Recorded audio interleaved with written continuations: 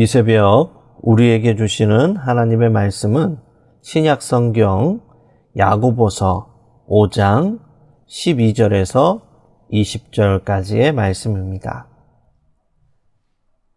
제가 보는 성경으로 신약 375쪽입니다.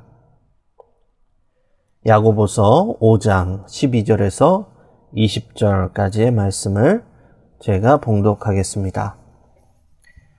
내 형제들아, 무엇보다도 맹세하지 말지니 하늘로나 땅으로나 아무 다른 것으로도 맹세하지 말고 오직 너희가 그렇다고 생각하는 것은 그렇다 하고 아니라고 생각하는 것은 아니라 하여 정죄 받음을 면하라. 너희 중에 고난당한 자가 있느냐? 그는 기도할 것이요. 즐거워하는 자가 있느냐? 그는 찬송할지니라. 너희 중에 병든 자가 있느냐? 그는 교회의 장로들을 청할 것이요. 그들은 주의 이름으로 기름을 바르며 그들을 위하여 기도할지니라. 믿음의 기도는 병든 자를 구원하리니 주께서 그를 일으키시리라. 혹시 죄를 범하였을지라도 사하심을 받으리라. 그러므로 너희 죄를 서로 고백하며 병이 낫기를 위하여 서로 기도하라.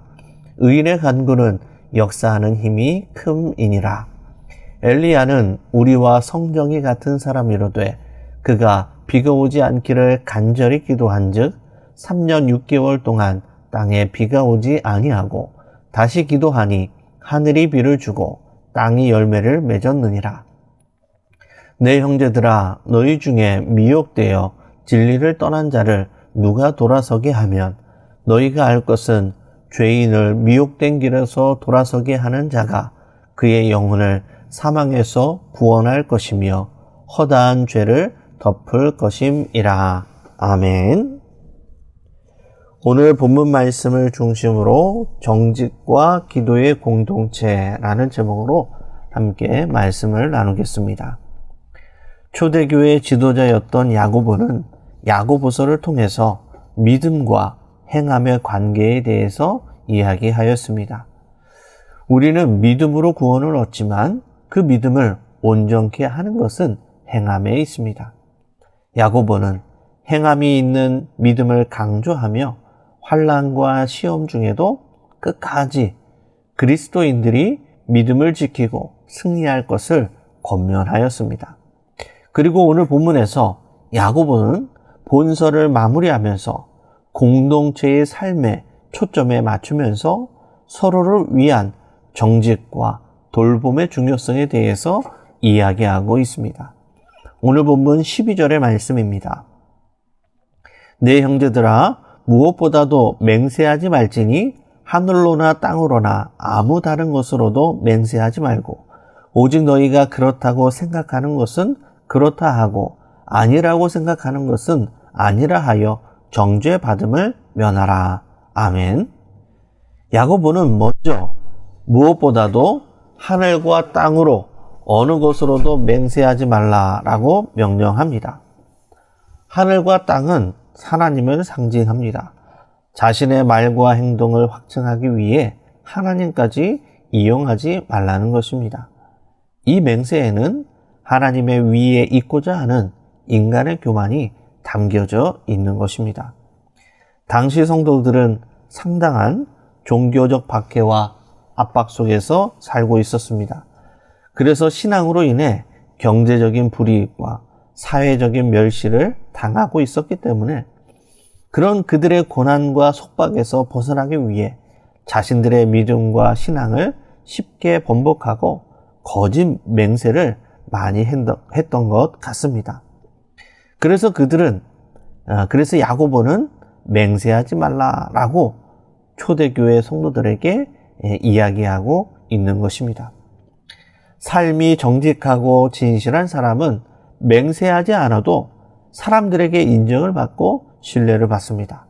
그래서 하나님의 이름을 망령되게 하지 않습니다. 맹세로 인하여 교만하여서 하나님의 이름을 망령되이 여기는 것이 아니라 항상 정직과 성실한 삶으로 주님의 한 공동체를 만들어가고 신뢰하며 인정을 받으며 살아갈 수 있는 믿음의 성도님들이 다 되실 수 있기를 바랍니다. 그리고 야고보는 계속해서 공동체 안에 있는 고난 중에 있는 성도들과 즐거움에 있는 성도들에 대해 권면의 말씀을 합니다. 오늘 본문 13절과 14절의 말씀입니다. 너희 중에 고난당하는 자가 있느냐? 그는 기도할 것이요. 즐거워하는 자가 있느냐? 그는 찬송할지니라. 너희 중에 병든 자가 있느냐? 그는 교회의 장로들을 청할 것이요. 그들은 주의 이름으로 기름을 바르며 그를 위하여 기도할지니라. 아멘. 교회 공동체 안에는 다양한 종류의 성도들이 함께 모여 있습니다.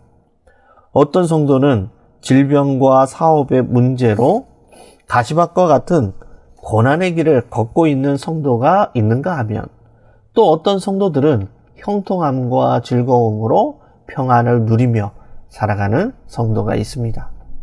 중요한 것은 믿음을 가진 그리스도인이라면 어떤 상황에도 믿음으로, 믿음 안에서 반응해야 한다라는 것입니다. 그래서 고난 중에 있을 때에는 기도로 하나님의 힘을 덧입어서 이겨내야 하고, 형통함과 즐거운 일이 만났을 때에는 찬송으로 하나님께 감사를 표현해야 한다라는 것입니다. 한 교회 공동체를 이루는 성도로서 어떤 상황에도 믿음으로 반응하고 서로 기도로 돌보는 건강하고 아름다운 믿음의 공동체를 이루어가는 성도님들이 다 되시기를 바랍니다. 그래서 혼자만 무거운 고난의 짐을 감당하지 않고 또 혼자만 기쁨과 즐거움을 누리는 것이 아니라 함께 고난과 기쁨을 나누면서 하나님께서 기뻐하시는 아름다운 공동체를 이루어가는 믿음의 성도님들이 다 되시기를 바랍니다. 계속해서 야고보는 너희의 죄를 서로 고백하며 서로를 위해서 기도하라 라고 말씀을 합니다. 오늘 보면 15절에서 16절의 말씀입니다. 믿음의 기도는 병든 자를 구원하리니 주께서 그를 일으키시리라. 혹시 죄를 범하였을지라도 사하심을 받으리라. 그러므로 너희 죄를 서로 고백하며 병이 낫기를 위하여 서로 기도하라. 의인의 간구는 역사하는 힘이 큼이니라. 아멘.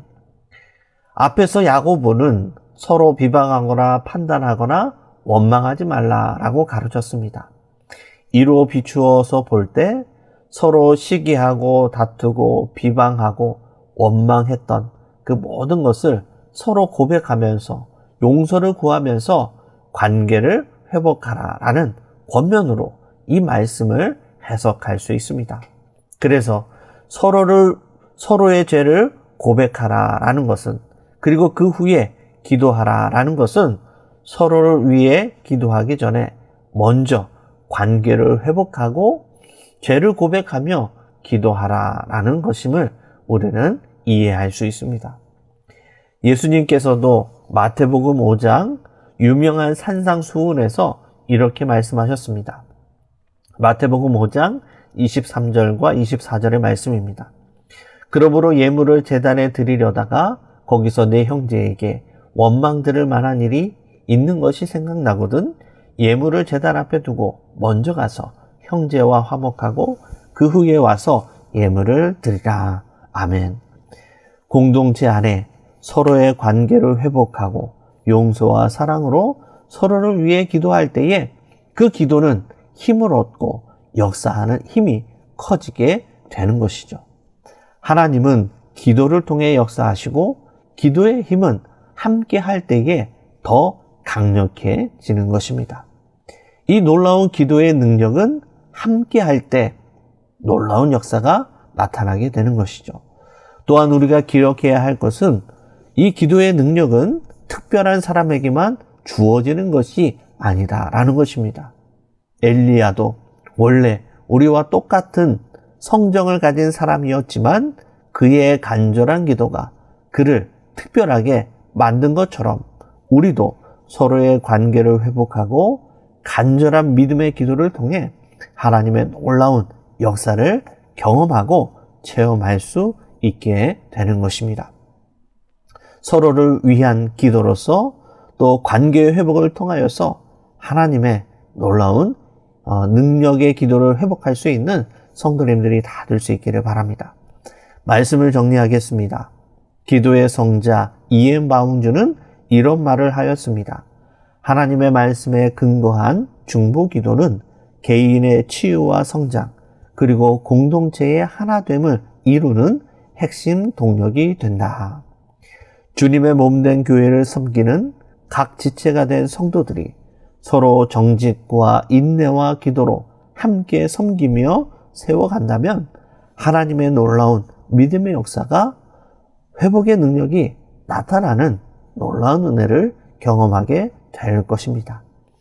그런 정직과 기도와 돌봄으로 하나님이 기뻐하시는 우리 믿음의 공동체를 함께 이루어가는 우리 모든 믿음의 성도님들이 다 되시기를 주님의 이름으로 간절히 축원합니다. 기도하시겠습니다. 은혜로우신 아버지 하나님, 부족한 저희들을 주님의 몸된 교회를 섬기는 지체로 택하여 주시고 불러주시니 감사를 드립니다. 어떤 힘들고 어려운 상황에도 낙심하거나 절망하지 않게 하여 주시고 믿음으로 반응하게 인도하여 주시옵소서. 정직과 기도와 돌봄으로 주님의 몸된 교회를 더욱 든든하게 세워나갈 수 있도록 인도하여 주시옵소서. 그리하여 믿음의 역사와 회복의 능력이 가득한 공동체를 함께 세워가는 우리 모두가 될 수 있도록 인도하여 주옵소서. 이 모든 말씀을 살아계신 예수님의 이름으로 기도드리옵나이다. 아멘. 생명의 말씀으로 나를 채우사 주의 길에